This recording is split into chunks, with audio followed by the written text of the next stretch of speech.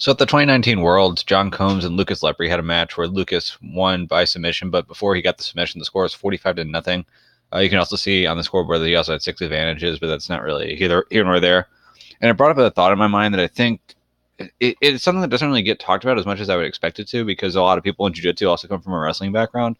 But the idea of technical falls in jiu-jitsu, and if so, what would be the proper amount of points to draw one? No, I think as far as whether or not there should be tech falls in jiu-jitsu, there is good arguments on both sides. I think for the purpose of this video, I think I'll kind of touch upon both those arguments. Right now, where I'm at right now, I think the idea of not having technical falls is probably better than having technical falls, but there are arguments either way. So as far as the argument for not having a technical fall, if you think about jiu-jitsu, the whole purpose of it was that you're getting into a fight and you're going to fight until one of you two gives up.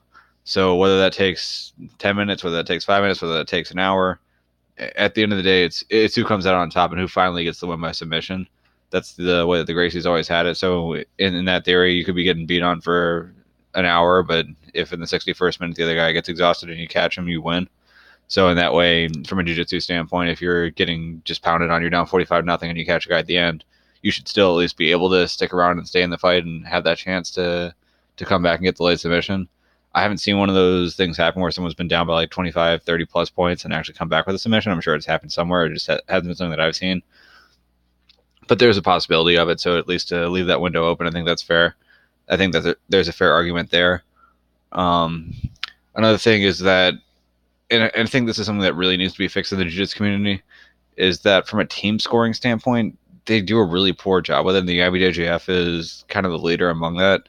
If you look at how team scoring is done in the IBJJF, it's based off of a division finish, and it's based off of division finish on the podium. But beyond that, it's also based on first place getting 9 points for their team, second place getting three points for their team, so a really big drop off there, and then third place getting 1 point. So the difference between first and third is 8 points, which is a pretty big deal. And if you don't make the podium, you don't get any points. So what that means is that if you come from a division with, say, 64 people in it, you win your first 3 matches by submission, you get to the quarterfinals, and then you lose. You get 0 points for your team. If you're in a division with 3 people and you lose both matches badly, you get 1 point for your team. So you've actually done more by losing both of your matches in the small division than you have by dominating the first 3 rounds in a bigger division. So they don't really give points based off of wins. They don't give points based on style, which you'll see in wrestling, where if you get a major decision, that's extra team points. If you get a tech fall, that's extra team points. If you get a pin, that's extra team points. In the IBJJF, you don't get any extra points if you win by submission. You don't get any extra points if you win by a certain number of points.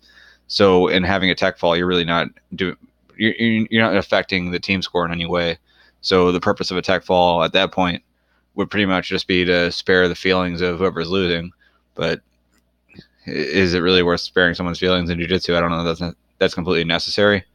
Beyond that, if you think about how the jiu-jitsu scoring system works, if you're having a perfect match, what would the score be? And this is one way to think about it. So if I'm having the perfect match, and I'll start off with scenarios where I'm starting on bottom, and I'll have scenarios where I'm starting on top. If I'm starting on bottom, a perfect scenario could mean I pull a guard and I get a submission right away. How many points did I score? 0. I just won my submission.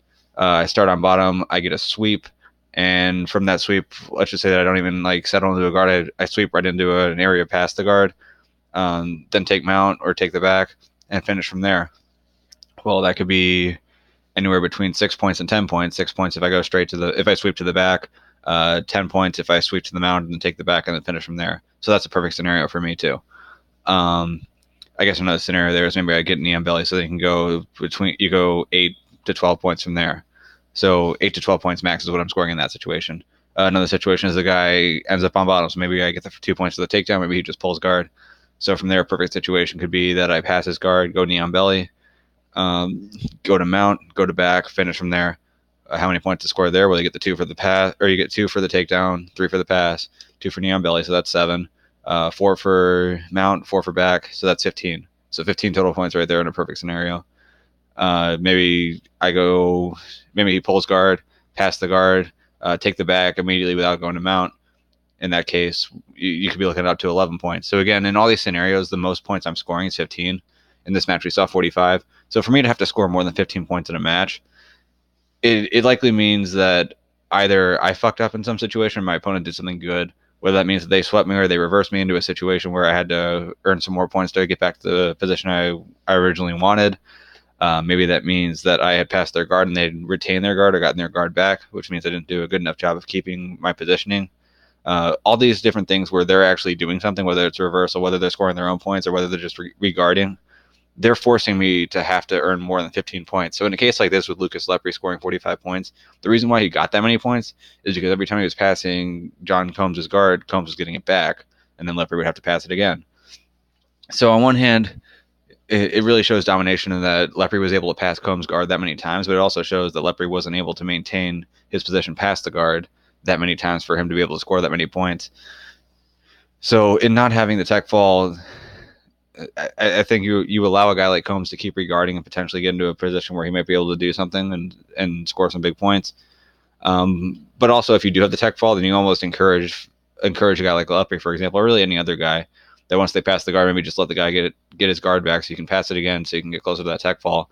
That's really not in the spirit of jiu-jitsu. The spirit of jiu-jitsu is you continually move forward, you continually find a position better than the last one you were in until you get your submission. So not having the tech fall makes sense in that situation. In a situation where you would say it does make sense, if you look at other grappling arts, wrestling is a big one. Even at the freestyle level, or even at the world level for freestyle, they have techs at 10-point leads. So in that way, you're kind of doing what they're doing as well. You avoid embarrassments like this, where you have to look at a guy like John Combs. And in reality, if you really know what's going on here, 45-0. I mean, yes, it's demoralizing that you got your guard passed that many times, but it also means that you kept regarding and you kept fighting back and you were constantly in the fight. So I think from that standpoint, there's some respect, but other people might not take it that way. Other people, if you get beat by that many points, you might really be demoralized, and you kind of prevent that. Maybe you would argue that there'd be a good reason to have tech falls for kids, so kids aren't going home after losing by 20 points and feeling bad about themselves. But to me, I think at this point, the arguments for keeping it the way it is make sense as long as you aren't having team scores affected by tech falls. If we start having team scores affected by a score or affected by submissions, it might be worth having a tech fall, or at least like having a tech fall threshold where maybe if you get a 20-point lead, or maybe if you get a 15-point lead, then you get extra team points. But as it is right now, I don't think you have to have the tech falls. As far as a comment on the match itself, John Combs is a very high-level black belt. Don't let this kind of change how you view John Combs. Lucas Lepre is just extremely high level. He's just world class. My black belt coach, well, obviously he's a black belt, but my coach, he's trained with a lot of the top guys out there, and the two guys that he says that are just levels above the rest are Lucas Lepre and Marcelo Garcia. So to see Lepre just put it on a guy like John Combs, it just kind of shows you how good Lepre is. And Lepre's done that to a lot of people who I've trained with, who I hold in very high regard. So got to respect him for getting a huge win here. He did get the submission in the end. It wasn't just him racking up a ton of points and then getting his hand raised with a giant scoreboard at the end. He did actually get the submission, but respect to Combs too for staying in the fight, for constantly regarding, for constantly working to get himself in a better position. But Lucas Lepre is just extremely high level, and this is something that can happen when you're fighting a guy that good.